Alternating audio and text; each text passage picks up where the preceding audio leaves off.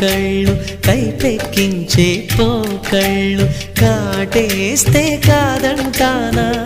ఇప్పుడైనా వయసేమైనా సొగసేమైనా మరపించే మనసేమైనా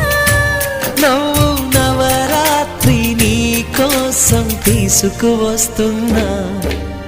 మైనా ఏమైనావే మన్మథ మాసం అయినా ఎంతైనా ఇది మెత్తని మోసం